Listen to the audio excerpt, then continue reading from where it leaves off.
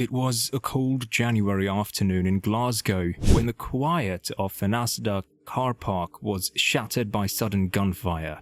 Shoppers froze as two masked men dressed in black jumped out of a Volkswagen Golf and approached a black Audi. What happened next would be one of the most horrifying experiences for those that witnessed it in public. Without warning, the men from the Volkswagen unloaded 13 bullets into the Audi, the deafening sound echoing through the parking lot. Inside the Audi, a notorious figure of the underworld was still and lifeless. It seemed their target in the first place was this man. His name was whispered with fear among criminals and law enforcement alike. He was the main crime enforcer for the most feared criminal family in all of Scotland, the Daniel family. This was no ordinary gangster. He was deeply involved in the drug trade and had created his own techniques to spread fear around the underworld. From orchestrating kidnappings to wielding power within a powerful crime family, his actions left a permanent scar on the city. This is the story of Kevin Gerbil Carroll and the murder that continues to shake Scotland's streets. The Daniels family, hailing from Possil, was an infamous and powerful criminal organization. They handled everything with ruthless efficiency, controlling their territory and operations with an iron fist. However, over the years, they faced fierce competition from the Lyons family, a rival with significant influence based in Milton. The Lyons had connections everywhere, within the police force and even government offices. They operated with impunity, enjoying public funds, and expanding their territory without fear of consequences. This is where Kevin's story intersects with the Lyons family. He had a long, complicated history with them that dated back to his school days. It's often said that those who exhibit extreme cruelty often have troubled childhoods, and Kevin was no exception. He was a victim of bullying by the Lyons' sons, which left a deep impact on him. Growing up, Kevin became a thug, spent time in jail during his teens, and ultimately became a prominent figure in the Daniels gang. Kevin earned the nickname Gerbil from his cousin, inspired by a cartoon character, and the name stuck. The Daniels family recruited him into their drug-dealing operations, where he spent his entire life working for them. Kevin married Kelly Bow, the daughter of the Daniels' leader, and they had 2 children together. He was responsible for the family's dirty work, employing particularly disturbing methods to instill fear and maintain control. According to psychologists, when the mind experiences overwhelming trauma, it often blocks out the memory to protect itself. Kevin understood and ruthlessly exploited this phenomenon. He devised a terrifying method called alien abduction. Under the cover of darkness, Kevin and his associates would disguise themselves as police officers and kidnap their targets in the middle of the night. This added layer of deception heightened the victims' terror, making the experience even more traumatic. Once they had their victims, Kevin and his gang would subject them to unimaginable abuse using power tools. The torture was so extreme that it shattered their minds, leaving them unable to remember what had happened. They were left mentally broken, unable to recount their experiences or identify their tormentors. Kevin's method was designed to instill maximum fear and ensure that his victims could not retaliate or seek justice. He primarily inflicted this torture on members of the Lyons family, as most of the conflicts involved them. The Lyons and Daniels were locked in a gang war for years, marked by a series of murders on both sides. This bitter dispute began when the Daniels lost a huge amount of their drugs in the Milton-Lyon territory. In the criminal underworld, just like in business, when a competitor tries to sell their product in your area, you push them out by any means necessary to protect your customers. The same theory applied here. The Daniels' property was stolen and sold by the Lyons. The conflict escalated and many lives were lost as both gangs continuously tried to get back at each other. The Lyons attempted to kill Kevin twice. The first attempt happened in front of his mother's house. It wasn't a major attack and Kevin was only slightly injured. But the Daniels' next move was beyond unacceptable.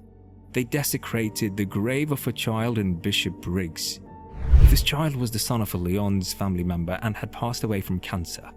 This unexpected and cruel act by the Daniels enraged the Lyons, leading them to seek revenge.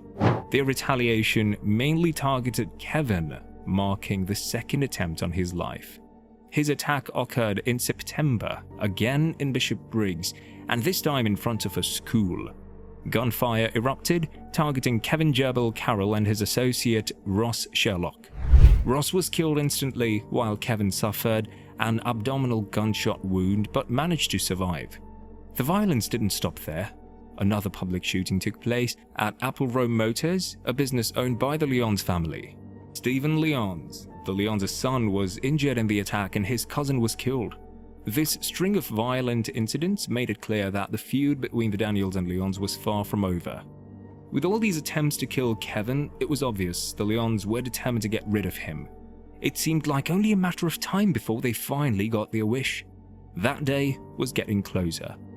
On a seemingly normal Friday, January 13th, 2010, a black Audi A3 was parked in the Asda car park in Royston, Glasgow. Kevin Gerbil Carroll had planned a meeting with someone. He was sitting in the back seat of the Audi, while two of his associates were seated in the front. They were unarmed and not expecting trouble. Kevin, unusually relaxed and unprepared, was unaware of the danger that lurked nearby. Suddenly, at 1:23 p.m., a Volkswagen Golf screeched to a halt in the busy car park and blocked the Audi in. What happened next was unexpected and horrifying. Two men emerged from the Volkswagen and immediately began to open fire on the Audi. They shot a total of 18 times. Kevin's two associates in the front quickly darted out of the car and ran away unharmed, but Kevin wasn't so lucky. The hit was swift and brutal. 13 bullets struck the car and 5 hit Kevin directly. One of the bullets hit him in the head, effectively ending his life. Kevin's life had been full of drama and unpredictability, and his death was no different. Known for being quite paranoid, Kevin often wore bulletproof vests and carried a weapon. But on that day, no amount of precautions could have saved him. With countless enemies out for his head, the third assassination attempt succeeded. The daylight execution of Kevin Carroll is arguably the most public gangland hit ever carried out in Glasgow. The police quickly suspected the Lyons family. After months of investigation, Ross Monaghan, a well-known associate of the Lyons, was arrested on July 30th, 2010. He was believed to be behind the hit on Kevin. However, the trial collapsed in 2012 due to insufficient evidence.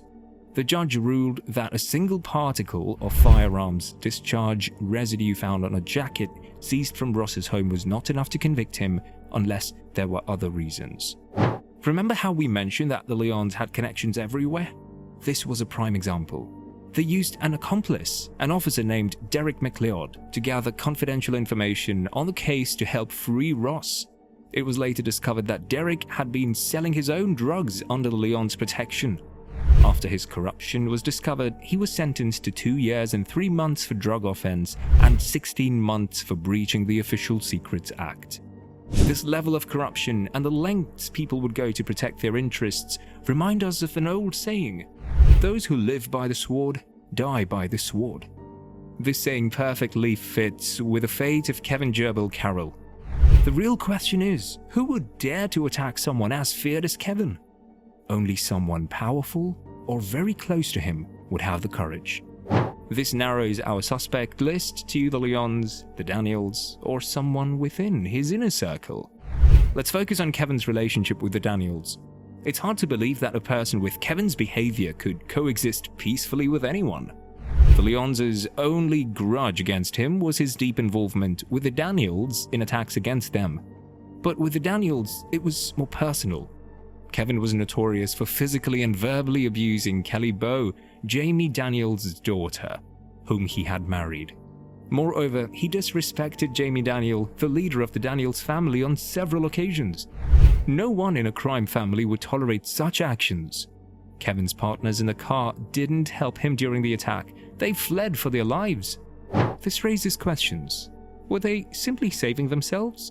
Or were they complicit? Another theory to support this claim is that for someone like Kevin, with too many enemies, it was very unlikely to meet someone without any preparation. One slip-up, and he got wiped out. Unless it wasn't a slip-up. After all, who would wear bullet protection and carry a gun to meet a family member or someone close, right? These questions remained unanswered. In 2015, 3 years after Monaghan walked free, a second man, William Patterson, then 35, stood trial on the same charge. But this time, a jury found him guilty. Patterson, from Cumbernauld in Lancashire, was sentenced to life imprisonment and told he must serve 22 years before he can be considered for parole. How correct is this conviction? It is a mystery. Kevin's death continues to impact Glasgow's criminal underworld to this day. Who do you think is behind this vicious murder? Let us know your thoughts, and don't forget to subscribe. See you in the next one.